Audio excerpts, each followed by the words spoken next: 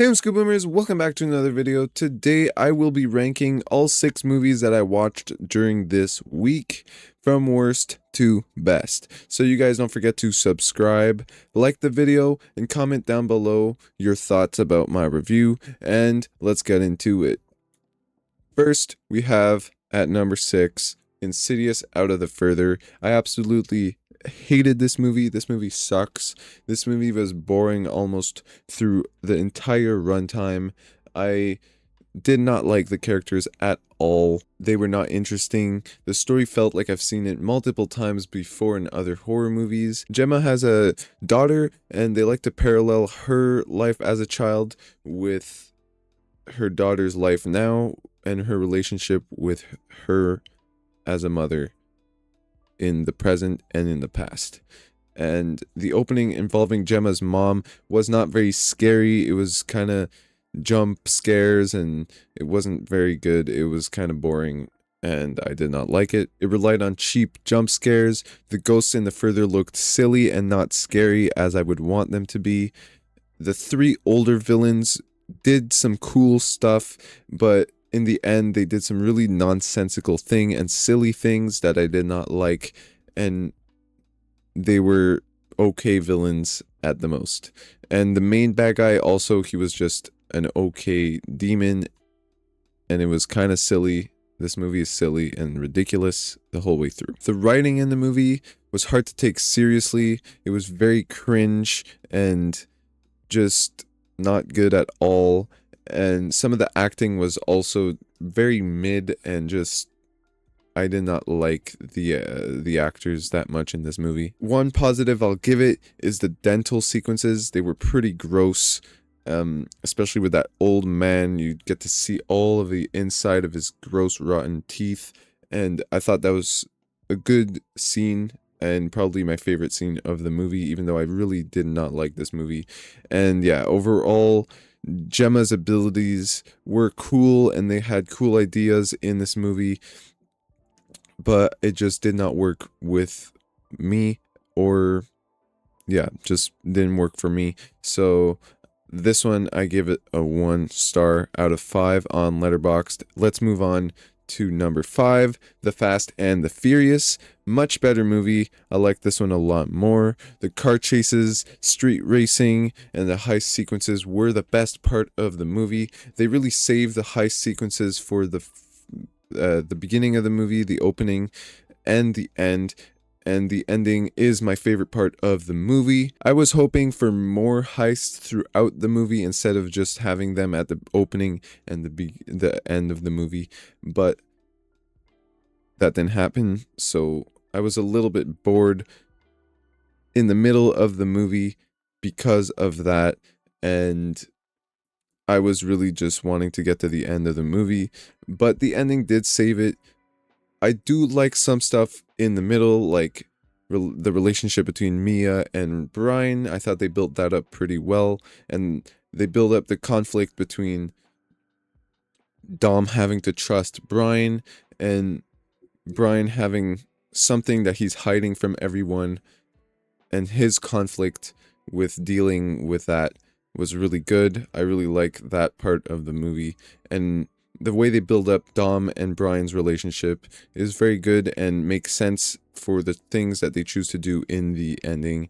I really liked. I really liked the effects and the visuals of when the cars are racing, or they put these like weird lines, and I really like the shaky cam of the racing. It's really cool and it's really good. I think the best part of the movie is that the cars and all that. Vince was an annoying character, but for the most part, they used him well in the ending, very well, and that's one part I enjoyed from the ending. The movie can be cheesy, cringe-worthy, and ridiculous, but that fits the tone of the movie and the style of movie that it is. The ending really saved it for me. The ending had everything I wanted: a perfect heist and a perfect race between Brian and Dom. Amazing stuff, really good stuff at the end, and it saved it for me overall. And I gave this one a 3 out of 5 on Letterboxd, and thank you. Number 4 is Ronin. Ronin was a good, entertaining action movie, spy thriller style. They're like hitmen or like Ronins, where they're guns for hire, and they get hired for this job, and something happens during the main mission. I really like when they're planning that mission and we get to see them execute it, and it was very cool. The car chases in this movie are really, really good. I really like how they're filmed and the shaky cam. Great cinematography in those scenes, really good stuff. And there's also some really great cinematography throughout the movie that I really liked. The nice transitions and nice shots that glide into another shot. I really like that. And there's some good suspense throughout the movie, especially this one scene where they have to take out a bullet out of a character. I liked our main characters, Robert De Niro as Sam and Jean Reno as Vincent. They had a good relationship and built it up pretty well until the ending of the movie, which I thought they did a good job. The relationship I did not like in the movie was Sam and Deirdre's relationship. I thought they could have built that up a little bit more. They share a kiss and a couple scenes together, but I don't think that was enough to get that relationship get to what it was in the end. I like the team members. In the beginning of the movie, they all have their jobs, and the gunshots looked unconvincing for the most part, especially in that first scene where they make a deal with a couple of shady guys. I did not love that scene that much. The opening was strange, and I couldn't understand the dialogue for some reason.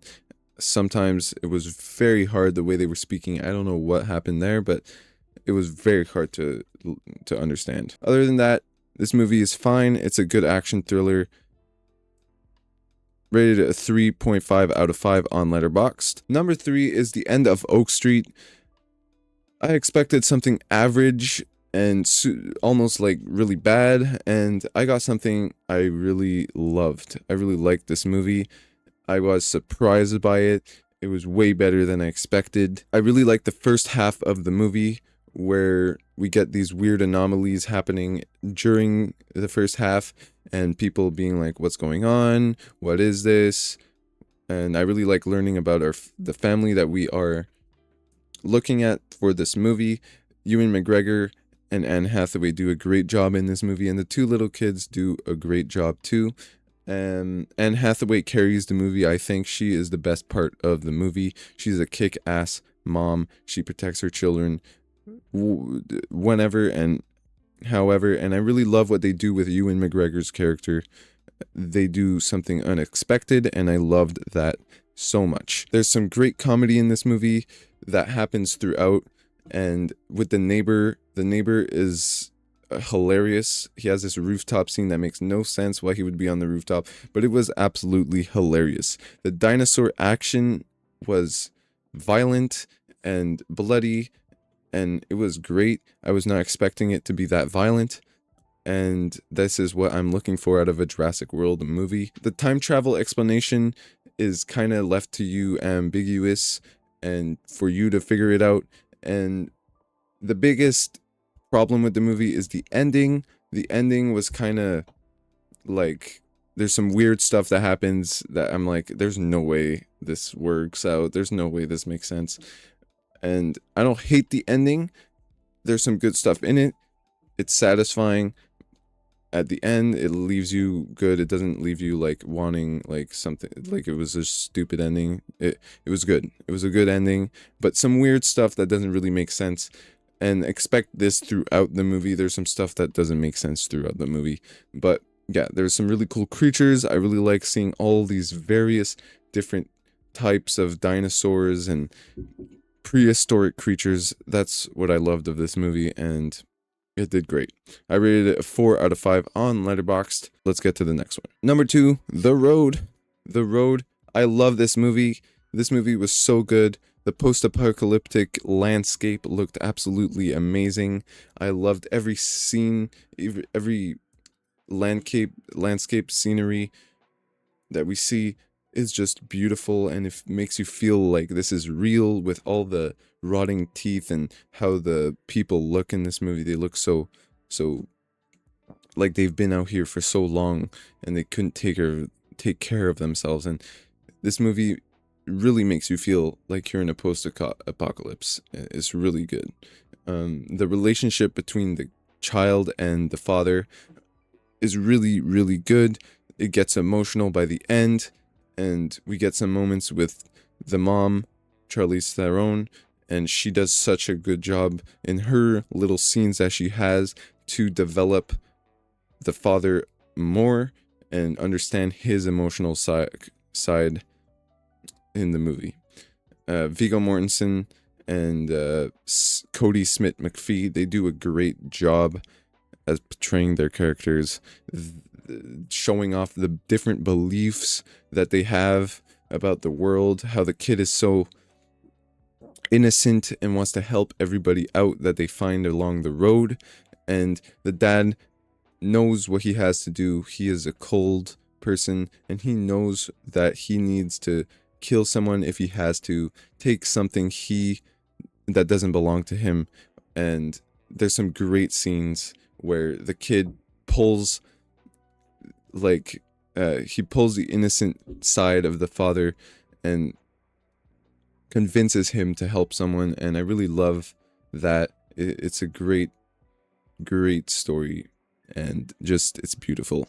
I really love this. And the ending, emotional, and they bring this character into the ending that brings some suspense to the end and leaves you in a satisfying way that I just love this movie. I love this movie. The best movie I watched this week is Teenage Sex and Death at Camp Miasma. I love this movie. I watched it this Saturday. It was such a good movie. It left me smiling by the end and completely satisfied. It was one of the funniest, most creative, and most entertaining movies I watched all week and all year. This is my favorite movie of the year so far. The relationship between Chris and Billy was so good. They build it up so well, and there's suspense in it, and you just feel all these different feelings with them, and it gets sexier and more intense throughout the movie. Gillian Anderson in the movie, she was seductive and hilarious. She had a really funny scene in the ending where she's dancing and stuff. Really funny scene. And they have some great scenes together, both of them, talking about like their sexual lives and how that affects them. And I really love how they bring the Camp Miasma movies into this connection, and how Chris feels so connected to these movies and to Billy already before meeting her. It feels so natural to her, and it's so hard for her to connect with people, and she gets to connect with Billy so well, and that's why their relationship works so well. I love the mythology behind Little Death and the whole Camp Miasma franchise in the movie. They really make you feel like this is a long-standing franchise, just like Freddy Krueger or Jason or Michael Myers. They make you feel like this has been a thing for a while, and he is a slasher icon already, and it just felt real to me.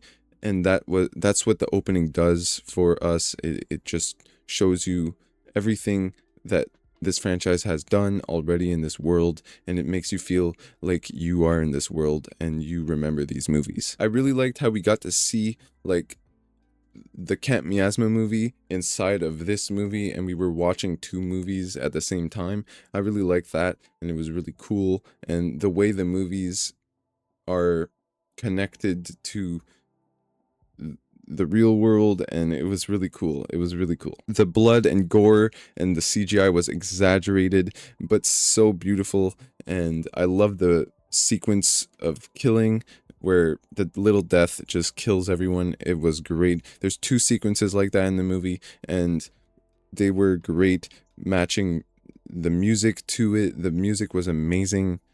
It was really perfect for the tone of the movie, and those killing scenes were absolutely beautiful. I like the origin of Little Death. There's this campfire scene, and they explain it, and it's really fun. It's really great. I really like the origin and all of its mythology. There's also some really funny moments with like Jeffrey on the Zoom call, or the convenience store employee and the cop. They were great, and just what a good movie. I love this movie. The backgrounds and the cinematography in this movie are beautiful. There's these landscape sequences where you just see the landscape and they look like paintings and they look beautiful. I really loved the creativeness of this movie. It's just such a good movie. And the ending explained everything pretty well, and I thought it left us in a very satisfying way and left me with a big smile on my face. I rated it a 5 out of 5 on Letterboxd.